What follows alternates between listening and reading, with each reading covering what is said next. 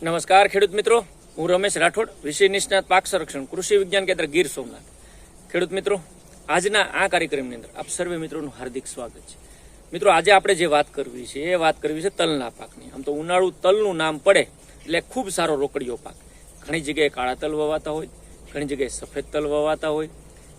આ તલની અંદર અલગ અલગ સમયે અલગ અલગ રીતે આપણે વાવેતર પણ કરતા હોય. જે સમયાંતરે વાવેતર થતું હોય એના પીરિયડ પણ અલગ અલગ હશે. પરંતુ આજે જે વિડીયોની અંદર આપણે વાત કરવી છે એ વાત કરવી છે કે ઉનાળુ તલની અંદર 30 થી લઈને 45 દિવસના સમયગાળામાં કઈ કઈ માવજત કરવી જોઈએ. એટલે આપણા તલ 1 થી લઈને 1.5 મહિનાના થાય તો એમાં કઈ કઈ ટ્રીટમેન્ટ વૃદ્ધિ વિકાસ માટે પણ હોઈ શકે, રોગ અને જીવાત અટકાવવા માટે પણ હોઈ શકે, વોટર સોલ્યુબલ ખાતરોના ઉપયોગની પણ હોઈ શકે.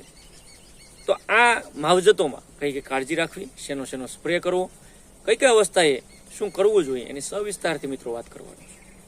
અને મિત્રો, વાત શરૂ કરવી પહેલાં આપ સર્વને ખાસ વિનંતી છે કે આપણા ચેનલની અંદર નવા હો, હજી સુધી આ ચેનલ સબસ્ક્રાઈબ ન કરી હોય તો ચેનલ સબસ્ક્રાઈબ કરી લો. મફતમાં છે, કોઈ ક્યાંય ચાર્જ દેવાનો નથી.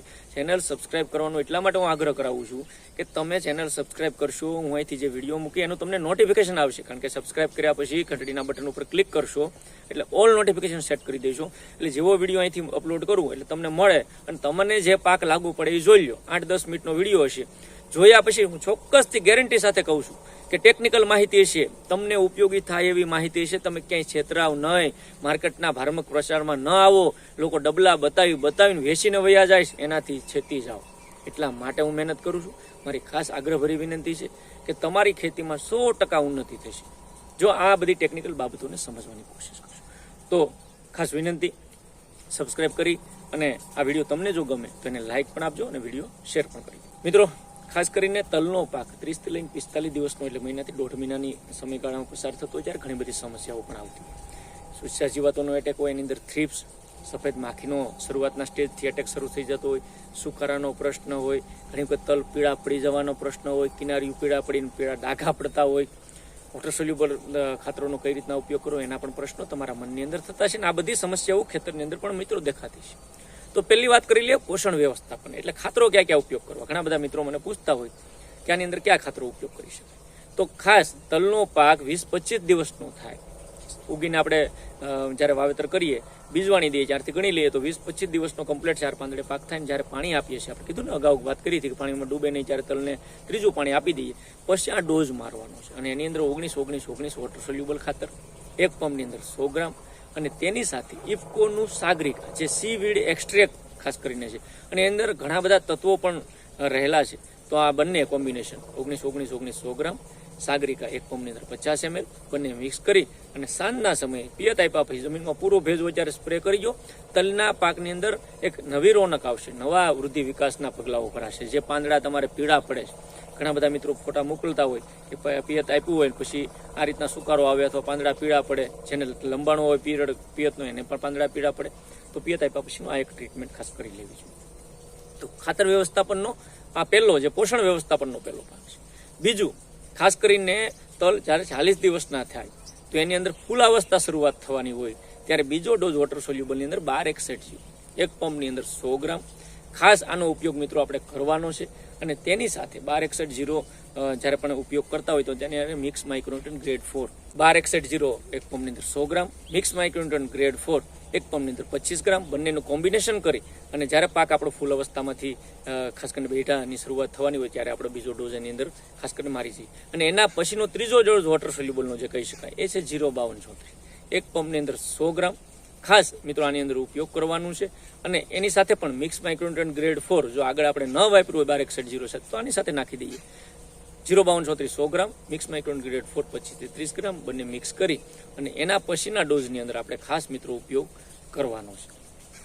હવે આ પોષણ વ્યવસ્થાપનમાં એટલું કરીએ તો ઘણી વખત બીજી જે પ્રશ્નો આપણી સામે આવતા હોય તો બીજી મારી ખાસ અગત્યની અને મહત્વની વિનંતી એ છે આપ સર્વે મિત્રોને કે જ્યારે ફૂલ અવસ્થાએ આપણા તલ આવે ત્યારે મોટા ભાગે તલની અંદર તમે જોતા છો મધમાખીઓ પોલિનેશન કરવા માટે આવતી હોય. એટલે મધમાખી એક જગ્યાએ બીજી જગ્યાએ ઉડી અને એની અંદર પોલિનેશન કરતી હોય અને પોલિનેશન કરે તો જ એની અંદર આપણો બેઠો બેસાય એટલે દાણો બેસે.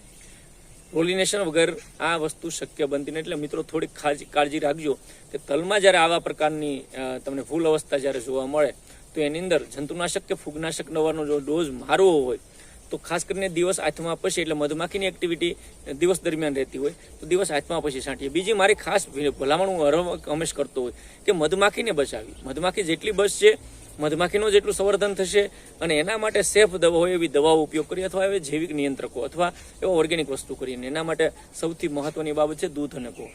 ઘણા બધા મિત્રો ટેકનિકલી રીતે આ ઉપયોગ કરતા હોય, પરિણામો સારા મળતા. હું તો કહું અખતરો કરો ને તમને સારું પરિણામ મળે તો આપણે કરવું, ન મળે તો આપણે એમાં કંઈ બહુ ખર્ચ નથી. એક પંપની અંદર 15 લીટર પાણીમાં 250 ml દૂધ અને 100 ગ્રામ ગોળ. દૂધ છે એ દેશી ગાયનું અથવા ગીર ગાયનું લેવાનું છે, ગોળ પણ દેશી આપણે લેવાનું છે. તો 100 ગ્રામ ગોળ અને 250 ml દૂધ આ બંને મિક્સ કરી અને તલના પાકની અંદર ફ્લાવરિંગ અવસ્થાએ જ્યારે સ્પ્રે કરશું તો મધમાખીનું પણ આકર્ષણ વધશે, એક નવી તાકાત પાકને મળશે, નવી તંદુરસ્તી મળશે, અને ઉત્પાદનમાં ખાસ ફાયદો થવાની શક્યતાઓ પણ મિત્રો રહેતી હોય. આ દૂધ ગોળનો પ્રયોગ મિત્રો ખાસ કરવા જેવો છે, ને તમારે બધા જ મિત્રો એકવાર ટ્રાય, ભલે અડધા વીઘામાં 2 ગુઠા 5 ગુઠામાં કરવી જોઈએ, તમને એનાથી પાકી ખ્યાલ પણ આવે. બીજી એક સમસ્યા આ તલના પાકની અંદર આ સમય દરમિયાન, એટલે કે ખાસ 30 થી 45 દિવસના પીરિયડમાં એ રહેતી હોય સુસ્યા પ્રકારની જીવાતો, અને એમાં થ્રિપ્સ અને સફેદ માખીનો એટેક હેવી રહેતો હોય. પાંદડા કોકડાઈ જાય, વૃદ્ધિ ઘટી જાય, અને એના સમયે જો આપણે નિયંત્રણ ન કરીએ જીવાતોનું તો ઘણું નુકસાન પણ થતું હોય. અને એના જૈવિક નિયંત્રક માટે મિત્રો હંમેશ હું વાત કરું છું એઝાડિરેક્ટિન 1500 ppm જે નીમ ઓઇલના સ્વરૂપે બજારમાં મળે.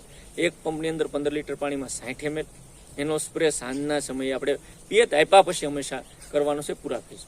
અથવા તો બેવેરિયા બાજેના નામની જૈવિક જંતુનાશક દવા એક પંપની અંદર 100 ગ્રામ, એ પણ સાંજના સમયે પૂરા ફેઝ હોય ત્યારે આપણે ઉપયોગ કરી શકીએ. અને નિયંત્રણ થ્રિપ્સ અને સફેદ માખીનું જે તલની અંદર કીધું એ નિયંત્રણ સારી રીતે આપણે મિત્રો ખાસ કરીને એની અંદર કરી શકતા હોઈએ. તો આ ડોઝ પણ આપણે મિત્રો આની અંદર ખાસ કરવો જોઈએ. એના પછી પ્રાકૃતિકના ઉપાયો કરવા હોય મિત્રો તો એની અંદર નિમાસ્ત્ર, અગ્નિઅસ્ત્ર, બ્રહ્માસ્ત્ર અથવા તો 10 પણિયર એનો પણ તલના પાકની અંદર ઉપયોગ કરી અને જીવાતોનું સારું નિયંત્રણ આપણે મિત્રો કરી શકીએ. પોષણ માટે જીવામૃત 1 એકરની અંદર 200 લીટર લેખે તમે પિયત સાથે તલના પાકની અંદર પણ આપીને પ્યોર તલ જે ઓર્ગેનિક અથવા પ્રાકૃતિક રીતે પણ પકવી શકતા હોય, પણ એના માટે કાળજી મિત્રો રાખવી જોઈએ. જે મિત્રો કેમિકલનો ઉપયોગ કરે છે એના માટે પણ જંતુનાશકોની અંદર ખાસ કરીને ઇમિડાક્લોપિડ પ્લસ ફિપ્રોનિલ, ઇમિડા 40% પ્લસ ફિપ્રોનિલ 40%ના કોમ્બિનેશનવાળી દવા બજારની અંદર મળતી હોય, એક પંપની અંદર 10 ગ્રામ નાખીને એનો સ્પ્રે કરવાથી પણ આ જીવાતો થ્રિપ્સ અને સફેદ માખીનું સારામાં સારું નિયંત્રણ થાય. બીજી એક ખૂબ નવું ટેકનિકલ અને સારી દવા છે કે જેનો ખેડૂત મિત્રો ઉપયોગ પણ કરતા હોય, પાયરીપ્રોક્સિફેન પ્લસ ડાયફેન્થ્યુરોન જે એસીના સ્વરૂપમાં બજારની અંદર મળતી હોય. એક પંપની અંદર 25 ml લેખે નાખીને તલના પાકની અંદર ઉપયોગ કરશો, થ્રિપ્સ અને સફેદ માખી જેવી જીવાતોનો સફાયો થશે, ખૂબ સારું નિયંત્રણ મળશે અને તમારા તલની વૃદ્ધિને વિકાસ પણ સારા થશે.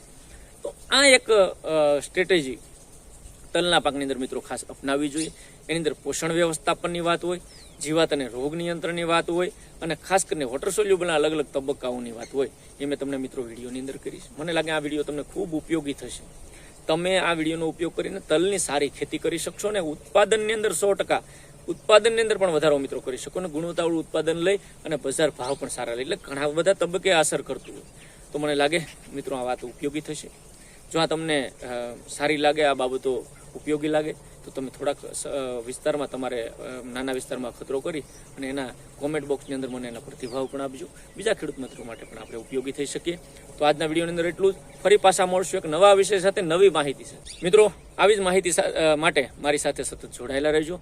આ વિડીયો પૂરેપૂરો જોવા બદલ આપ સર્વે મિત્રોનો ખૂબ ખૂબ આભાર, ધન્યવાદ, થેન્ક યુ.